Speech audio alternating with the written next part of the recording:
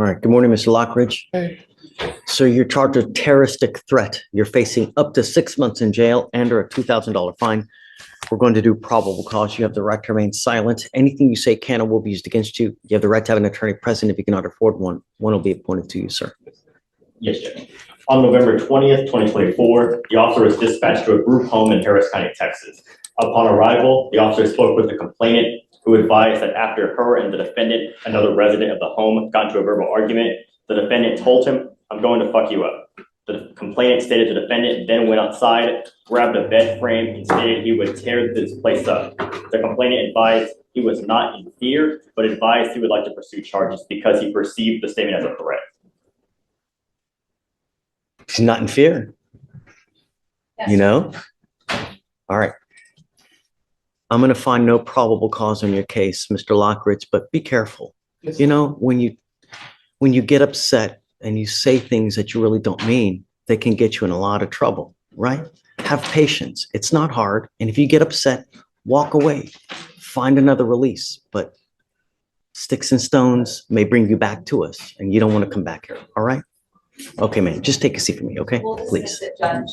Please.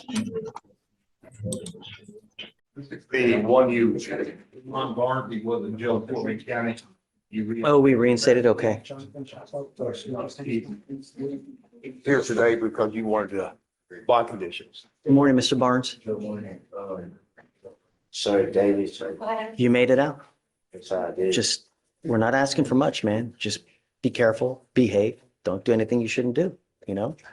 Is those cases are still open in Fort Bend or what? The case is still open in Fort Bend. It's still pending. Your next court date is down there. It's on March. Not all the cases are open. One of them still open. Paul Two's representing him. I talked to Paul yesterday, and it's set for sometime in March. I can't recall the exact It's date. okay. Have we done PC on this yet or no? We haven't done anything because he was in custody. Right. Okay. So we're going to do probable cause. You have the right to remain silent. Anything you say can and will be used against you. I just want to see if there's enough to go forward on your case. I don't know what happened. Okay, Alex, please. Yes, Judge. On September 4th, 2024, the officer observed a hand-to-hand transaction between the driver of a parked vehicle and another individual. The defendant was a passenger in the vehicle, and the officer approached and smelled a strong odor of marijuana. The officer asked the defendant to step out of the vehicle and saw in plain view a scale in the driver's side door, and the officer detained the defendant and the driver. The officer found a bag of marijuana in the defendant's waistband pursuant to a pat-down, and the weight of the marijuana was 1.27 ounces. Tell me he saw him do a hand-to-hand transaction or someone else? The driver of the vehicle was a hand-to-hand transaction, and when he approached the vehicle, he asked the defendant and the driver who did the hand-to-hand transaction to exit. And furthermore, the officer smelled an odor of marijuana. I know, but why would he search him? What? I get it on the driver because he sees the hand-to-hand contact with them, but he's just sitting there. Your Honor, the only thing would be officer safety, just the pat down. That. All right, Mr. Barnes, I'm going to find no probable cause. Just be careful. All right? Really. You hang with dogs, what happens? No. You get fleet. Well, you can get bit too, right? Please. Because a bad dog. Just don't hang out with the wrong people. All right? Yes, sir. Come on. Christopher. Thank you, Your Honor. Good morning, Mr. Mickish. So you're charged with terroristic threat. You're facing up to 6 months in jail and or a $2,000 fine. We're going to do probable cause. You have the right to remain silent. Anything you say can and will be used against you. You have the right to have an attorney present. If you cannot afford one, one will be appointed to you, sir. Yes, Judge. On August 1st, 2024, the officer was dispatched to a disturbance call, and upon arrival, the complainant and security staff stated that the defendant made threats to kill everyone, broke 2 hospital monitors, and was acting aggressive towards the medical staff. The complainant stated the medical staff became scared since the defendant stated, "I will kill you all." The complainant stated she was scared for her life since she did not know what the defendant would do next at that moment. That doesn't sound right because I didn't do that. I'll give you a lawyer and we can go through this with the lawyer. So did he direct it at a person? Is he directing at the entire world? What? The statement was only made that "I will kill you all." And it says the complainant stated the medical staff became scared and the statement was that I will kill you all. That's all we have from the DMs, Your Honor. And then furthermore, the complainant did state she was the only one at the hospital at the time of the officer's arrival, since the rest of the medical staff had gone through a shift change and she was the only one there. So it's not exactly clear who was there when the statement was made. He just said, I will kill you all. All right, so who's it directed to? Just, I don't even know that.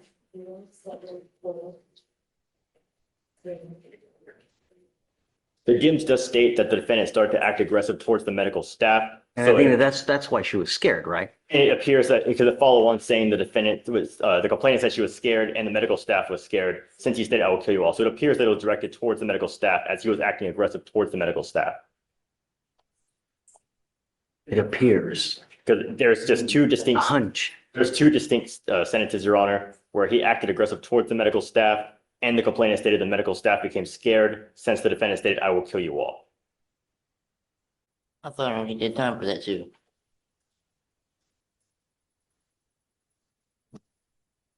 Mr. Mickish, I'm going to find that there's no probable cause to go forward with your case, but you need to be careful. So, Scaring people can kind of hurt them. You know what I mean? Your Honor, I don't. Look, don't. Mr. Mickish, patience goes a long way. Yeah. You know, when you get upset and when you lose control, that's why we have so many people in jail, because they lose control, they do whatever they want to do, and they end up, they don't think, if I do this, what's going to happen? If I say this, what's going to happen? Be careful. All right? All right, just hang tight for me in the back. You're Billy Chapman. Mr. Chapman, you're charged with driving while intoxicated. You're facing up to 6 months in jail and or a $2,000 fine. We are going to do probable cause. You have the right to remain silent. Anything you say can or will be used against you. You have the right to have an attorney present. If you cannot afford one, one will be appointed to you, sir. Okay. On February 10th, 2025, at approximately 2:08 a.m., the officers were in a parking lot of Reno's Bar responding to a disturbance that had occurred at the business. While conducting the investigation, they heard a vehicle rev its engines multiple times, and the officers went to check on an individual inside the vehicle, but before the officers could check the vehicle, it took off at a high rate of speed, recklessly in the parking lot, and the officers called for an additional unit to search for the vehicle, and an officer responded. The defendant's vehicle circled the parking lot and returned to the scene, where the calling officer was able to initiate a traffic stop. The officers observed a strong odor of an alcoholic beverage and red glossy eyes. The defendant was placed into custody for public intoxication due to a miscommunication between the officers, and it was later determined a DWI investigation was needed. Standard field sobriety tests were conducted, HGN 6 out of 6. Walk and turn was attempted, but the defendant could not stand in the starting position and was constantly swaying.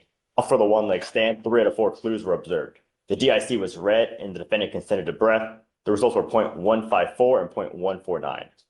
Is this stop for?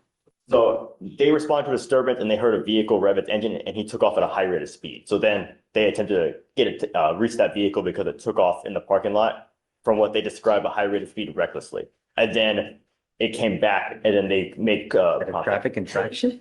High rate of speed is Well- conclusory as well. Because initially they said they observed, the officer said he observed and heard an individual revving their engines, and then they were Okay, attempted to but check, that's- they were attempting to check inside the vehicle, and that's when it took off at a high rate of speed, recklessly in the parking lot, as they describe it. And then the vehicle circled the parking All lot. of that is conclusory. All of that. And I understand, Judge. And unfortunately, we do not have the OR at this time, so we can, if you give us a moment, we can see if there is an applicable traffic infraction. Yeah, I mean, I'll give you a little bit of time. Yes, you know, Judge. But can you give me maybe 30 minutes? Yes, We can sir. revisit. I'm gonna run somewhere else. I'll be right back. Okay, take a seat, Thank please, you, sir. Judge. We'll be back with you here momentarily. I'm going to find no probable cause in your case. You have to understand, they give out DWIs like it's candy on Halloween. Do you know why? We lead the nation per capita in fatalities with alcohol-related collisions. Don't become a statistic. One button on a phone, one button, $30. An Uber will take you wherever you want to go. Use it. All right, take a seat. Thank you, guys. All right, thank you.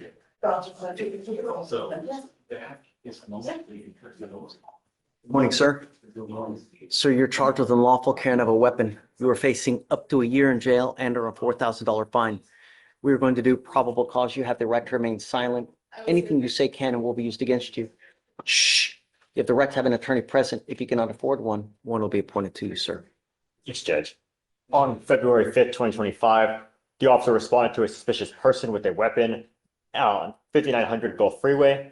The officer made contact with the defendant, who was 17 years old. The defendant advised he was inside Jack in a Box while brothers were selling waters outside. The defendant saw a male rushing at his brothers with a knife, pulled out his gun, and pointed it at the male while telling his brothers to run. The officer performed a search on the defendant, locating a 9mm Glock 19, and the defendant advised he bought the gun from a friend for $150. I mean, Yes, Judge. In this case, the officer was going off the fact that he performed the search because he indicated there was a firearm. So he's going to the defense of others. yes, Judge. It's another person. And it's just the way Yeah. this is pled is because he's underage, he's below the age of 21. That's the way it's pled, Your Honor. You hear this? Hold on, I'm gonna go yell at somebody, hold on. Hi, Judge, is this young man charged with unlawful carrying of possession for being under 21? Correct. Hold on, I've got a kit. Here's the GPS But I'm memo. more concerned about the defense of others. Did you hear it? I mean, No, hold on. hold on a second. Here's Wait a minute. GPS. Let me give you a lawyer, Mr. Yeah. Oh, I volunteer. I volunteer representation. Yeah, Give me a record, can you fill that out? please? I will do that. But here's a GPS memo saying that it's Hold on a second. unconstitutional. You know, representative gentleman? Oh, hell yes. Here's the Fifth Circuit saying that it's unconstitutional. Here is the United States District Court, Northern District, saying it's unconstitutional. Here's a motion to quash information. I'll just cross out the name. Great job. Yeah, I had to get in this fight yesterday and I'm teed up. Here you go, Mr. Tito. Thank you. Judge. I was is there gonna, a PC? yeah, look, you gotta be very careful. You know, God forbid something happens where you really dig yourself a hole. I'm gonna find no probable cause, but really, you have to be very careful. You know, sometimes you make a decision in life and it can really have consequences, all right? You know what that means, right? Are you in school? It all starts with school, man. You got to get back into school. This is not a good way to go through life at 7. The more schooling you have, the more money you're going to make. Knowledge is power, my friend. Do it. Make something. Make me proud. Please. You got it. It's going to get dismissed. Be careful, friend. Yeah. Literally have all that on because I have a case in another court. I was going to find no PC anyways. So. Oh, you want me to do that? Good morning, Mr. Salinas. Sir, you're charged with theft. You're facing up to 6 months in jail and or a $2,000 fine. We are going to do probable cause. You have the right to remain silent. Anything you say can and will be used against you. You have the right to have an attorney present. If you cannot afford one, one will be appointed to you, sir. I apologize, Judge. My internet is. That's okay. An investigator called the number listed in the city of Houston for McCall Gill, who stated that he had not worked for Premium Care in 3 or 4 years. The investigator found the defendant to be Craig McPherson. Officer conducted a search on Craig McPherson and was not able to locate EMS. Is this the right office? Sorry, report? yes, I think I apologize, Judge. Okay. Yeah, sorry. I don't know if you. Here, I'll just leave it.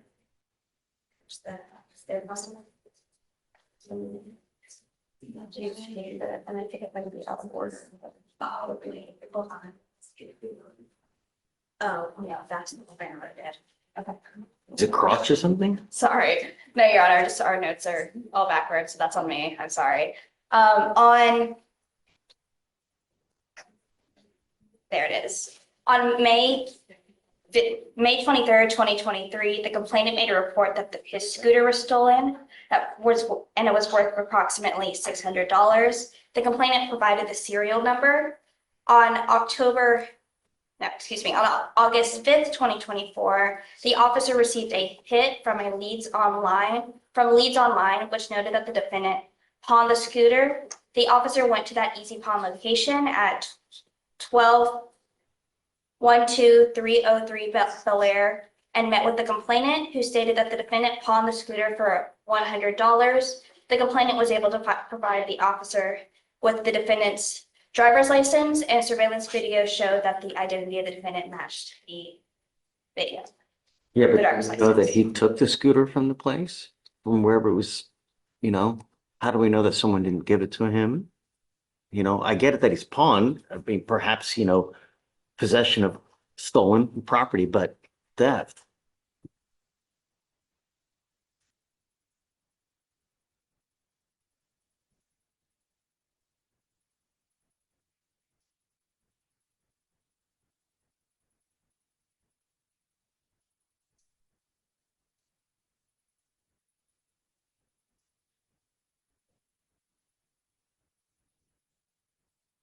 So the allegation is the complainant is not the owner of the scooter, it's a pawn shop.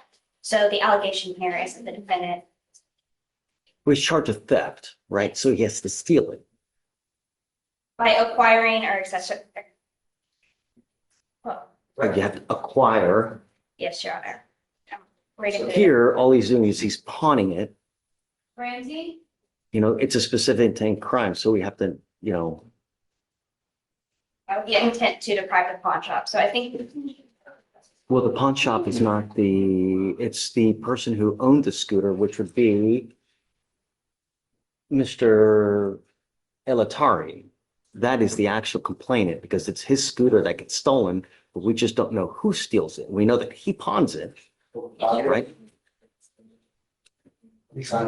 And we get these so much and it just, the problem is that the legwork would be somehow, okay, we get it, go back to the complaining witness and then somehow see if is there a ring video that sees him stealing it, then, you know, so, right. It is what it is. Mr. Salinas, I'm going to find no probable cause in your case. Please be careful. You know, we're not asking for much. All we want our streets to be safe. You know what I mean? All right, please. Mr. Francisco Cerda, he's a precedent judge, and I wonder if it's on wrong. Is that C or an S? The C judge. Okay. Oh, it's right here. Good morning, Mr. Cerda. You are charged with engaging in organized criminal activity. You are facing up to a year in jail and or a $4,000 fine. We are going to do probable cause. You have the right to remain silent. Anything you say can or will be used against you. You have the right to have an attorney present. If you cannot afford one, one will be appointed to you. Yes, Judge. On January 21st, 2025, the officer was dispatched to a residence in Harris County, Texas. In the call notes from dispatch state, the reportee says an unknown party stole her neighbor's U-Haul trailer. Subjects were seen headed towards Pasadena Boulevard. The driver was a skinny, tall male, and the reportee lives on Buchanan Street and has camera footage of it happening. A witness stated he observed individuals taking the neighbor's U-Haul. The officers located the U-Haul and a felony stop was conducted. Defendant Hentoja was observed unloading items from the U-Haul, ran to the back of the residence, and prevented officers from arresting him. Defendants Lopez and Cerda remained in the U-Haul, and the complainant stated the value of the trailer was $1,800 and dirt on the trailer was $300. I have so many questions. Yes, Judge. I don't even know where to start. That's my concern. If you may, I want to create some, I guess, some points of argument to the court's attention. The first one, my concern is that, I mean, the 911 caller mentioned unknown parties, and then the police officer later mentions them as suspects without any type of articulable facts, believe that they are the specific people, or the individuals that have taken this fuel. Now, as we know, probable cause requires more than a hunch, more than suspicion. It requires something else, more than that.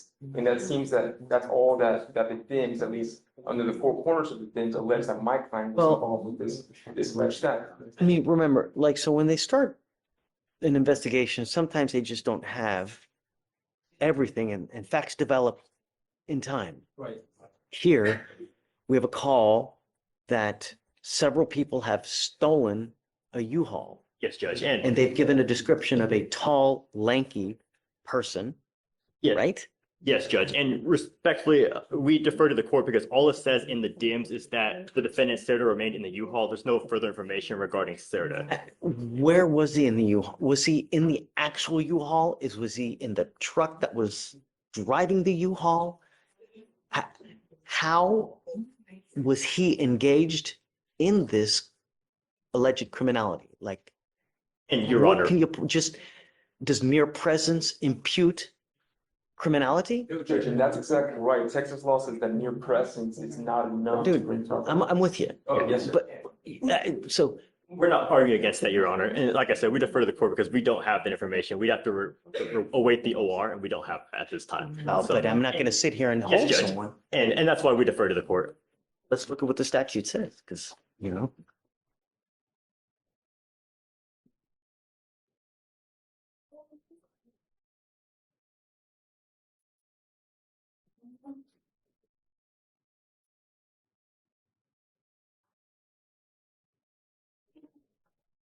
Seventy-one oh two.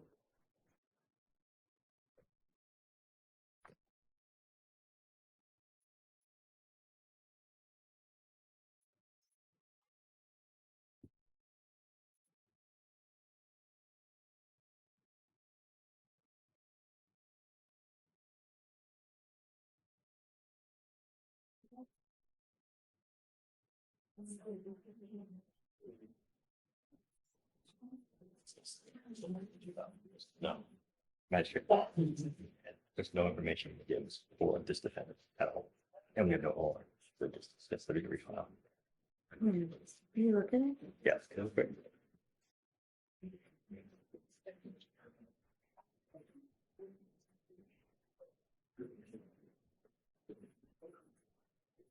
A person commits an offense if with intent to establish, maintain, or participate in any combination or in the profits of a combination or as a member of a criminal street gang, the person commits or conspires to commit one or more of the following. One is murder, capital murder, arson, yada, yada, yada. Two, any gambling offense punishable by a Class A misdemeanor. Promotion of prostitution. Number four, unlawful manufacture, transportation, firearms. Which one are you relying on? Your Honor, as it's pled is that it's pled as theft as being the underlying basis of the engaging in criminal activity. And right now, Kelsey is looking at the case. We may very well dismiss this because of the insufficient evidence in the information in the DIMS, but right now Chief is looking at it. And Your Honor, if we could just maybe reset it for a week or so, we call the witness. and we have to No, decide. he's in custody, you know, and I can't, I mean, if he was on bond, that would be one thing, but he's in custody. I'm not gonna hold him just because, you know. And the compounding it, Casey, is that he's got an ice hold, so I can't give him a PR bond, you know?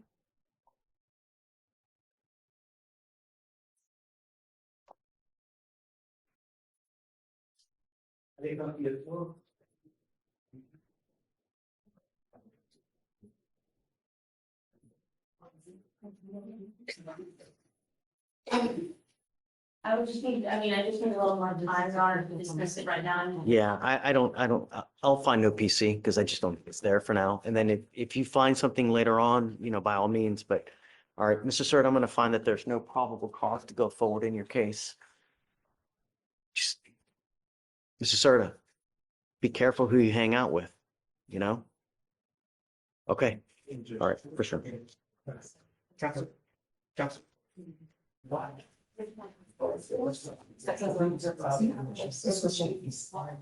Good morning, Mr. Sarmiento. Ese es señor Sarmiento.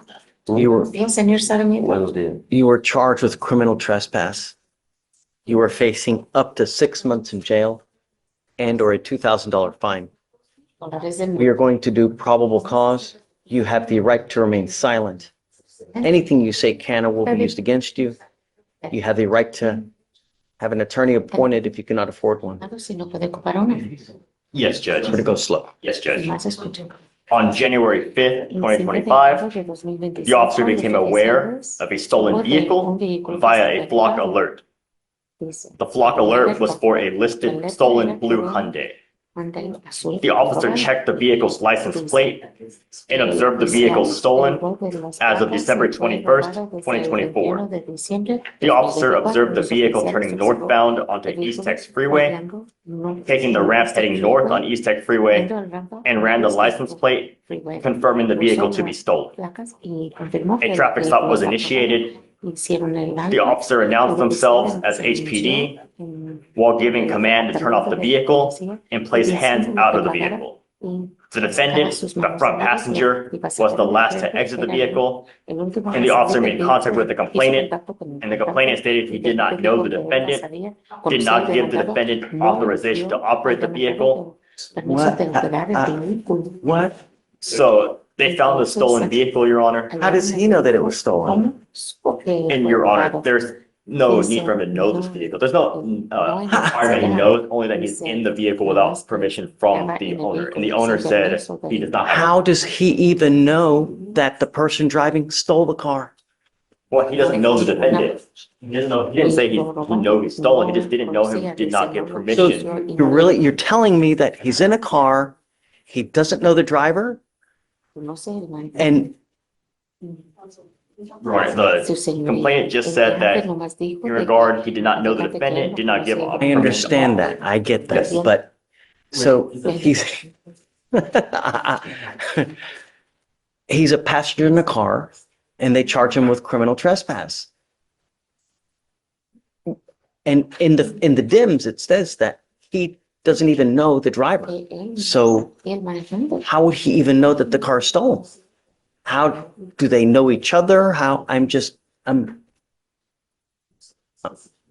beside myself. I don't.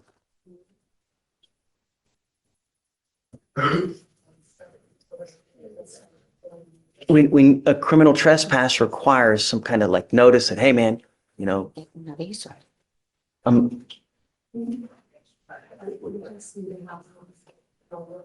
So the trespass was the driver driving into the area and he was the defendant. he's the passenger, right? I would assume that the driver got charged with UUMV. Let me see what he got charged with. If you tell me no, I'm gonna lose it. Really? Yes, Judge, UMB. Okay. But the problem is that like, how would he know that the car is stolen? Right? You got to give me something that it's a specific intent crime. You have to, you know, there's got to, in my opinion, you've got to somehow know that the car is stolen. And Your Honor, further, I guess to get to that, he was in a relationship with the defendant who was in the vehicle, and there were signs of damage to the vehicle that the officer articulated, saying that there was. One moment. a scratch on the hood. Signs of theft that would lead a reasonable and prudent person to believe the vehicle was stolen, as the steering column was broken in a manner that only a screwdriver could turn the vehicle on, and the screwdriver was tagged into the evidence.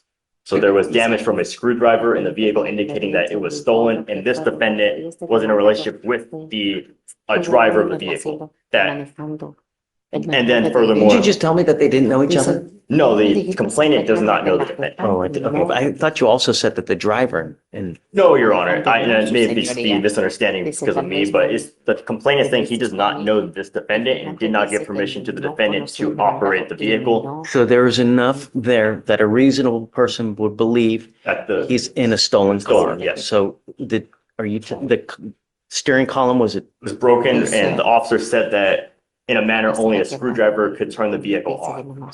Un desarmador podía apagar el vehículo.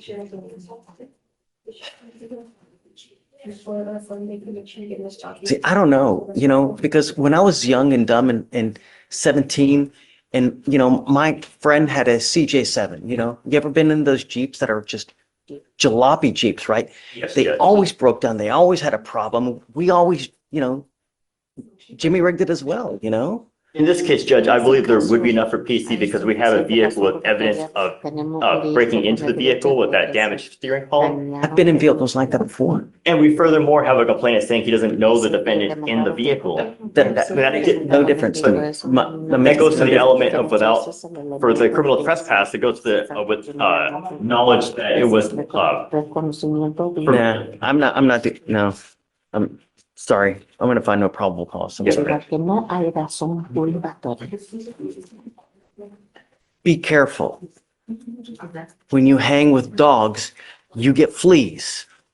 I don't know what your status is in this world, if you're in this country with permission. But if you go to jail and you're not in this country with permission and you spend any kind of 4+ hours in there, immigration will put a detainer on you and you will be stuck like Chuck in there until you get shipped to immigration. So live like a halo, especially if you're not well documented in this country. Go ahead, take a seat for me, sir.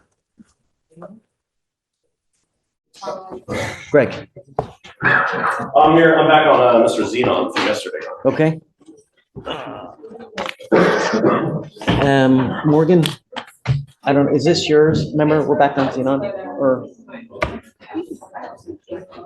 Probably gonna agree to disagree here. But I would like for you to watch like the 2 minutes of the video that I think. So Judge, I also, because you had this question yesterday, I called Fort Bend and they confirmed it. The Fort Bend County aggravated assault with a deadly weapon, it's just sealed, and that's why I didn't pop up. It's just what? It's sealed at the moment. Sealed.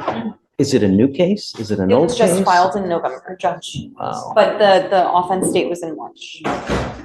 Okay, so that's what I'm asking. It was the offense date was March of 24. Yes. So it was allegedly committed prior to, now nevertheless, it's still a warrant. It was, But how on earth has it never been?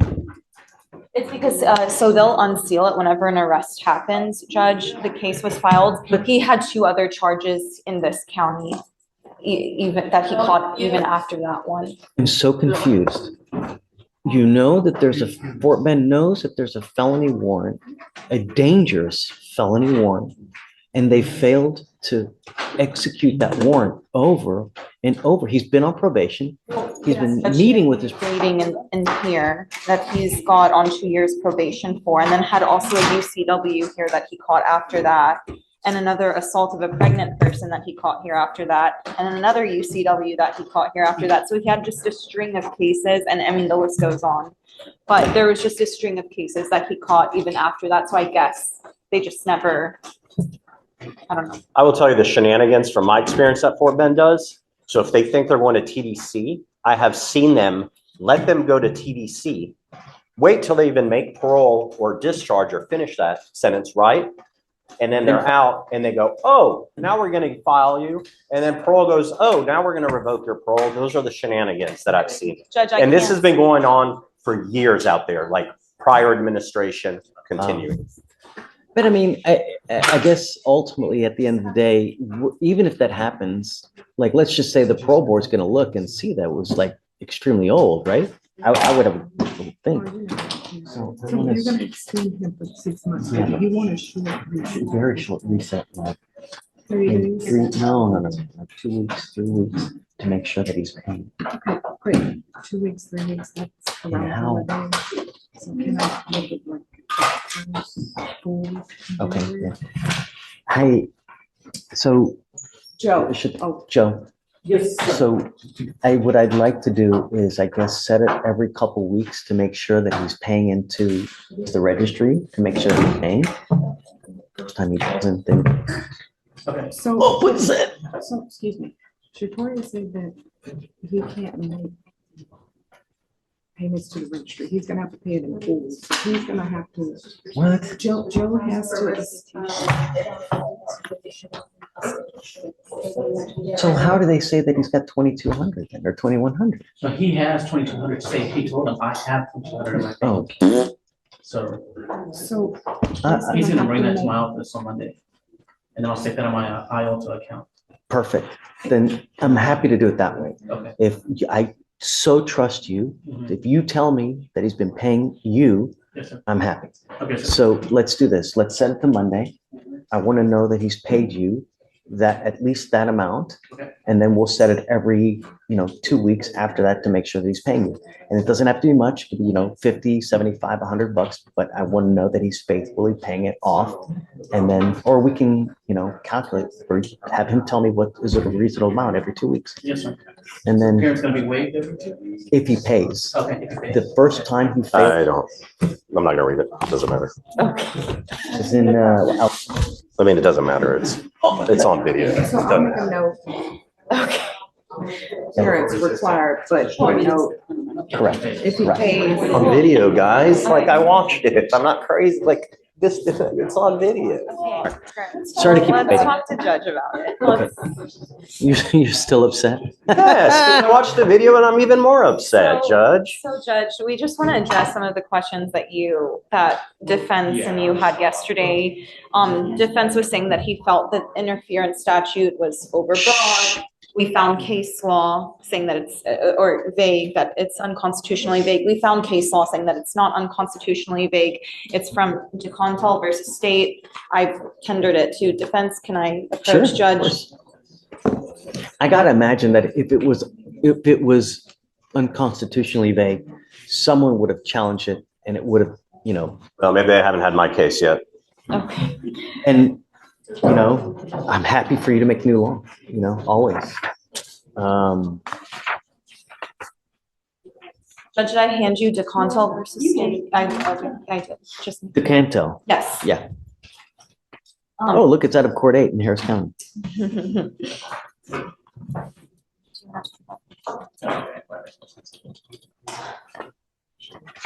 That's for this case.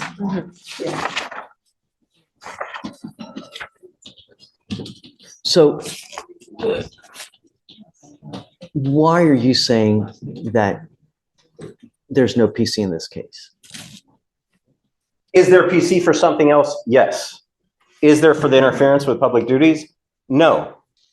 I mean, because it's on video, it didn't happen, Judge.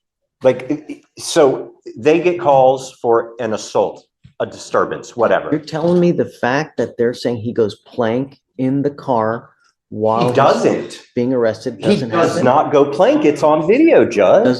Would they say he uses his, I guess he uses He's in his, handcuffs. The officer has to place his hand on the chest of the defendant to get the defendant to sit back in the car. He also has to grab his legs and push them back into the car. We also watched the video. We watched the video and we have a timestamp, Judge. could it be that okay, so I know that a lot of times when they're putting a defendant into the car, they need help, right?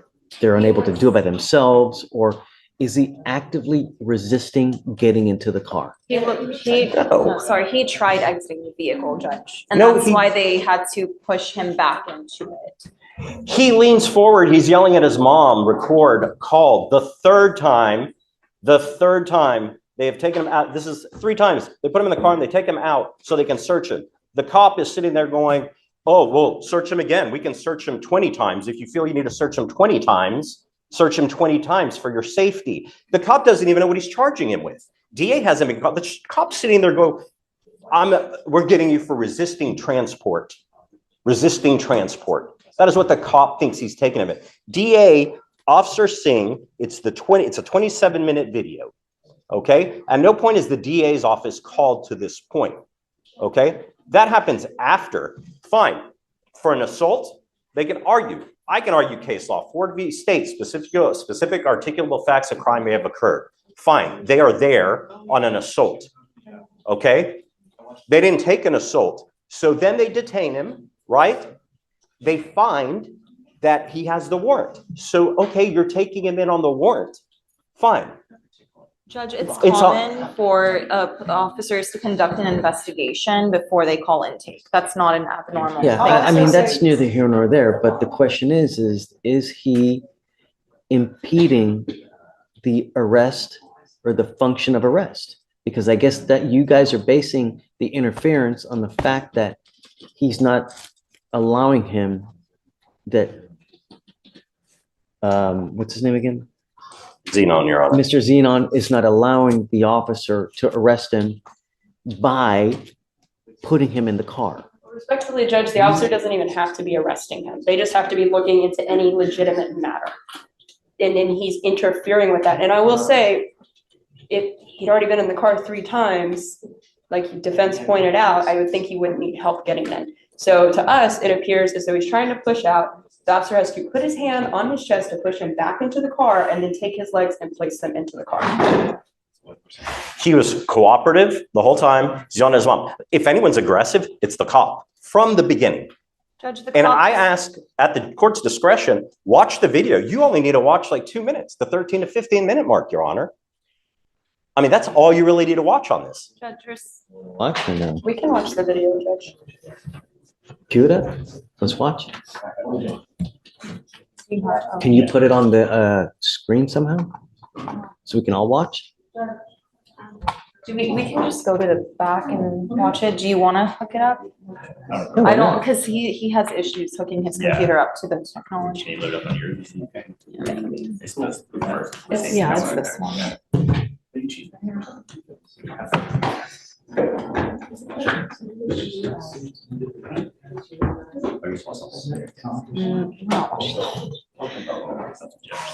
Judge, did you want to watch the whole video or did you No, want to? just the relevant portion. I don't need to see the whole thing. No, just that part that's relevant. You know, I guess if you wouldn't just put it right there and just turn it around. Yeah, just put it Just up right there. on the table. Yeah, right there. You said it. I'm just turning the volume up, Judge, as well. He talking about don't let them pull up. They talking about I got a warrant out for Fort Bend County for assault. Look, he pushing me. Mama, record me. Mama, look, record him. Now you're under arrest. I'm under arrest. Yep, you got a new charge, Bubba. Resisting transport. Resisting? I wasn't resisting. You just resisted transport. Yep. What the hell is that? Now you got a new charge. Yep. Come on. Thank you, This Judge. officer's not working intake, Judge. Really? That's it? That's it, Your Honor. That's the relevant portion that defense is. Oh, come on. The officer is investigating a legitimate. I know, but no. All right, I'm with Do you you. see why I'm so upset, Your Honor? All right. Okay. Thank you. You can refile this as resisting. Yeah, look, yeah, I mean, you're not gonna hurt our feelings. You need to do what you need to do. Perhaps it was the wrong one, but yeah. Was it resisting? Nope. My name is Bennett and I ain't in it. But no PC. Thank you, Your Honor. Hi, good morning, Judge. My client is Michael Jones and he's in custody and he's asked me to argue probable cause for him and so I Sure, shall. of course. You ready? Yes, Judge. Does he need to be brought out or do you, I don't know your process. Mr. Jones, please. Yeah. It's only fair, right? Because it's his case, so. You didn't hear me. It's only fair because it's his case, so we might as well bring it up. No. He asked me to do this and so I told him I would. Got this, Michael Jones. Yes, Michael Jones. Okay, That's my client. he must be unhappy, huh? Asked him to breathe. Or Asked hungry. him to breathe.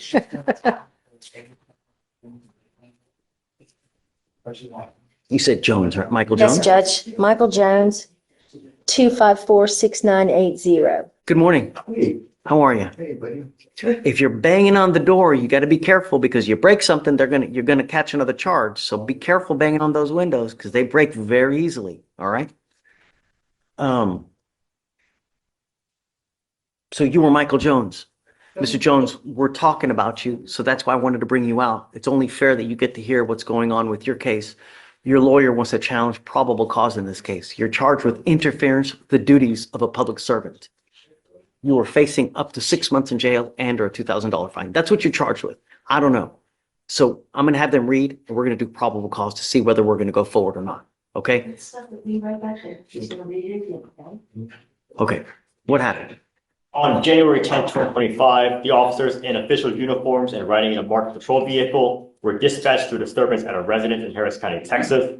The officer observed the defendant standing outside the location, being told to leave by the resident, to which the defendant refused by verbally yelling at the resident in a loud, aggressive tone of voice. The officer announced themselves and observed the defendant begin to walk away. The officer gave the defendant a verbal command to put his hands behind his back. and the defendant pulled his hand away. The defendant refused to comply with verbal commands, and the defendant held his arms to his chest as the officer attempted to detain him. The defendant continued to refuse additional commands to stop resisting and put hands behind his back. He yelled at the officer in an aggressive tone and shouted out loud, "Don't let them take me." The officer performed a leg sweep and continued to struggle handcuffing the defendant due to him pulling away. The officer began to roll around while on the ground and reached the officer's hands to prevent him from being placed in handcuffs. The officer continued to give commands, and the defendant continued to refuse. I get it. But what's he doing? I mean, he's walking away. That's what they wanted. Right? So, No. Just Losing?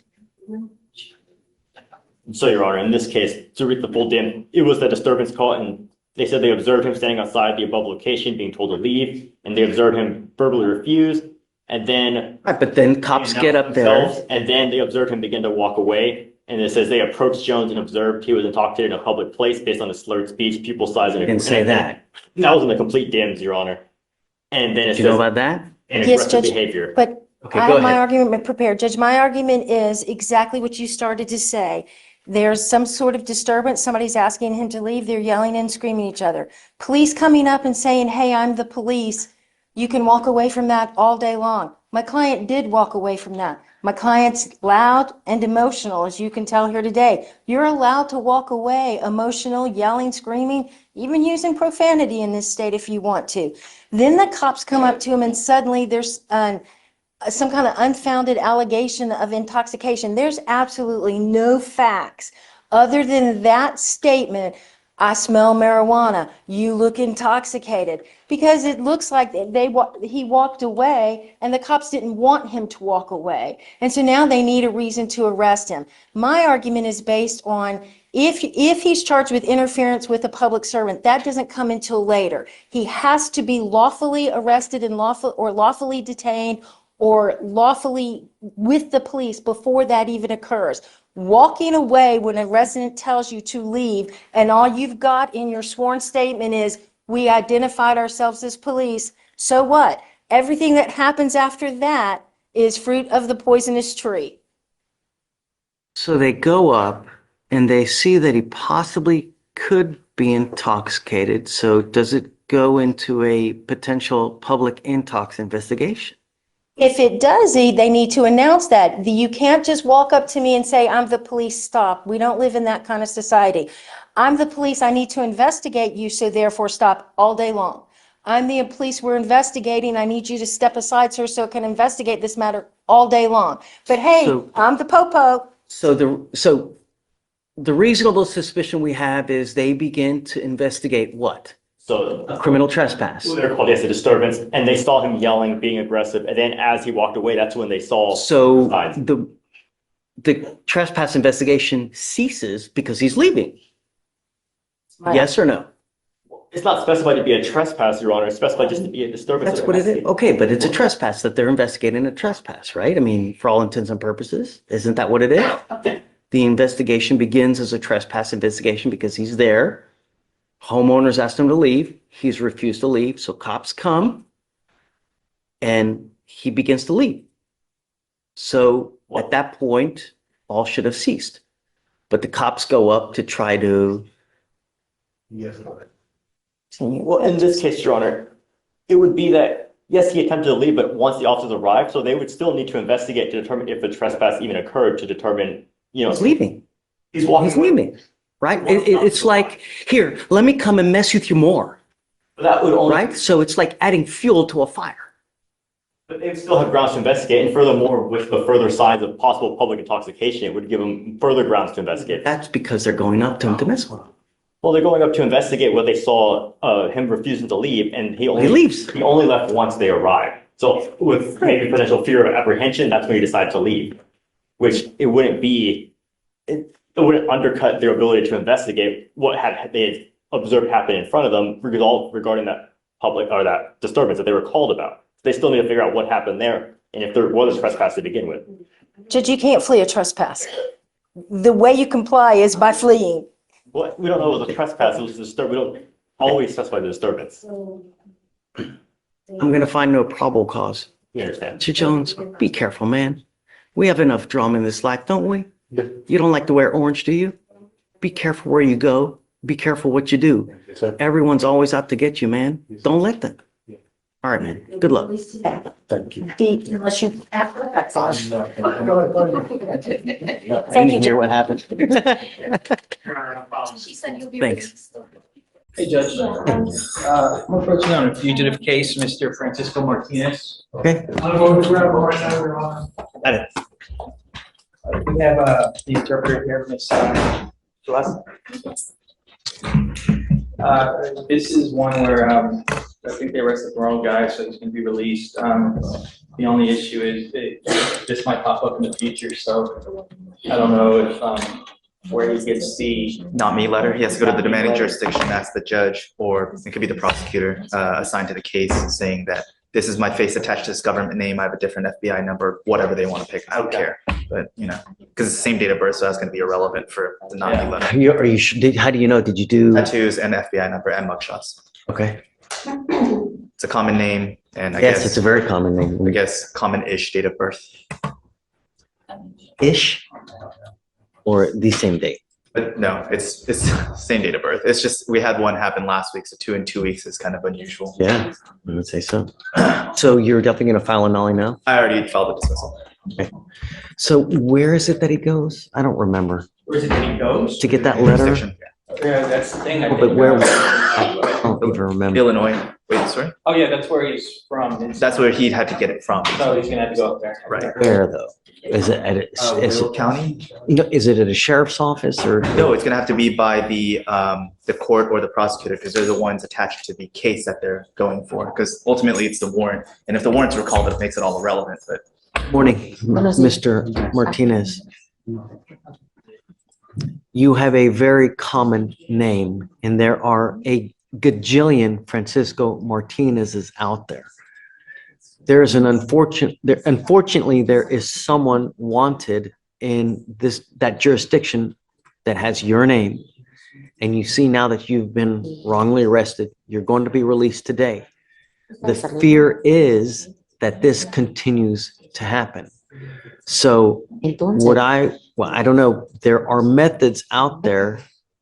And Mr. Kim, you say there's a letter that he can get. yes, What we're going to do is, I cannot give you legal advice, but I'm going to have your lawyer that we've appointed to represent you tell you how you can take care of this so that it doesn't happen again. So we're going to process you out. You should be out within hopefully the next 4 to 6 hours. Ricardo will tell you how to go about getting a letter so that this doesn't happen again. Do you have any questions? Did you want to add anything, Ricardo? It's fair to say, Judge, it's just a bad situation. This man was arrested for this, it's not even, Yeah. not a good situation. Yeah, I mean, mistakes have been made, and I don't know, I guess the arresting officer, I don't understand why they wouldn't do just a little bit deeper dive is. well, when they're on the field and it's obviously an arrest in the evening, is us being one of the few agencies that's truly 24/7, is that they can only confirm by teletype for whatever the fugitive division is. And so with it's most commonly name and date of birth, and statistically that should narrow it down, but it's just, I mean, because you can't take, or you can't send. have mobile apices? For that when they get processed in, but that only brings them in for, again, the same name and date of birth, but you can't trade mugshots with the demanding jurisdiction. Because the teletypes can't support images. And so ultimately it's only what the text is, and that text is the name and date of birth. So. And on that sense, Judge, wouldn't his fingerprint goes with. That's what and that's why I was, they've got these mobile apices that. The mobile thing where they could just test him and see if it's his prints or not. Sure, but the majority of warrants, the way they're sent by teletype, again, a thumbprint can't be imaged in a teletype. I got you. So even if, so yes, there is a thumbprint, but there's no way to. The thumbprint should be able to verify who this person is, whether they have the correct date of birth. But mugshots. But that only corresponds to the warrant for the demanding jurisdiction if they have something to match it against. So that's the issue is, yes, it can pull it up on our side, but it's the same way even for our parole violations is they can't check on scene, especially at 1 a.m. That's why we're the second check, is that we're able to verify if there's a thumbprint, mugshot, etc. You're going to be released here momentarily. I'll have Ricardo tell you how to take the next steps though, okay? All right, good luck, Mr. Martinez. Thank you. I think we still need to approach on a different one from Mr. Diaz. We'll approach soon. Yeah, I'm gonna just call their main line since the sergeant's not getting back to me. Give me a second. I'll find it. Good morning, Mr. Child. So you're charged with assault of a family member. You're facing up to a year in jail and a $4,000 fine. Officers were dispatched to a disturbance at 70 Carlton Woods Creekside. Law enforcement officers observed a white male sitting on the curb of Kukendall Road, arguing with his girlfriend on a cell phone. Law enforcement officers had received an additional call of a disturbance of two individuals coming from a neighborhood party. They observed the complainant and defendant to be highly intoxicated. An Uber had picked them both up, and they both started fighting in the Uber. The Uber drivers pulled over. Fighting in the Uber? In the Uber, yes, Your Honor. The Uber driver pulled over. The Uber driver stated to officers that the defendant was slapping and punching the complainant, who was the defendant's girlfriend. And the Uber driver had called the security officer on duty to get help with the situation. I'm sorry, Your Honor, it's in reading directly. DVD's here. I don't know if Sebastian's had a chance to even look at it yet. Actually, stay close to that area, will you? Don't come here. Stay close to that area. Okay, sorry.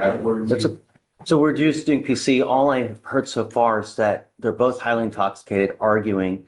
He's allegedly punching and slapping in an Uber car. That's all I've heard so far. So then Uber driver pulled over, called the security officer on duty. But the defendant got out and started walking. The security guard followed him until he got to the beginning of the subdivision. Then officers arrived and observed the defendant on the sidewalk. Officer tried to talk to the defendant. Once the defendant started to tell the officer, quote, "Leave me the fuck alone. You people are a piece of shit, and that's all you'll do is treat people with no respect." The defendant started walking towards the officer, dropped the pill bottles, and kept saying, "Leave me alone, get away from me." Officer asked the defendant what it was that they're trying to hide. Defendant said that that's my marijuana. Defendant was combative, telling the officer to fuck off. Officer made contact with the complainant witness, said they were a party, they both got drunk and started fighting when they got in the Uber. And the complainant witness stated that she did not feel pain. I think that's where we're at. Do they see any visible injuries, anything of this nature? As far as that goes, what's in the DIMS here is that the witness stated that he observed the defendant with enough force that she covered her face, fell to the floor, and that the witness observed the complainant based on her actions to appear to be in pain. Specifically that the punch was of such a force that it caused her to fall to the floor of the vehicle and cover her face after she was punched. So I think that's where we're at with that. Again, Judge, to answer your question, there's no indication that there were any injuries at all, any marks, and as he just read, she said she did not feel pain, she did not want to press charges, and I have an affidavit on prosecution as well that I'm going to be getting to the state. Yeah, so as far as bodily injury goes, of course, we don't need necessarily direct evidence. Pain can be something that can be inferred based on conduct. We understand that, a punch of a certain amount of force from a witness's perspective. Did they get any statements from the person who saw the punch to? Again, that was the Uber driver. And that's what the Uber driver said, that based on what they saw, the punch had enough force that it caused her to fall to the ground, covering her face. The officer goes to interview the complaining witness, I'm assuming, and doesn't see anything? I don't see any indication that they saw anything. And she says, I felt okay. And I do not want to press charges.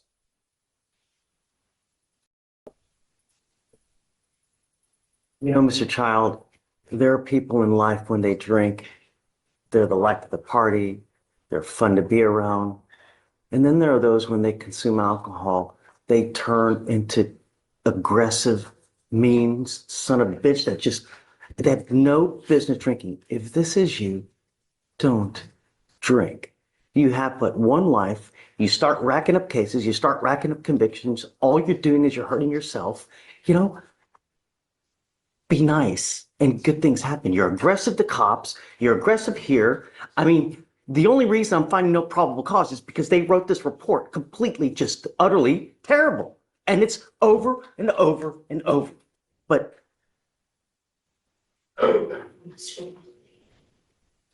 don't drink if you're going to be in jail. You know, really, we have enough death and dismemberment in our city now as it is. Don't be on the news. All right, I'm going to find no probable cause. Thank you, Judge. Let's roll nerds. Oh yeah, let's roll nerds. Yeah, let's roll nerds.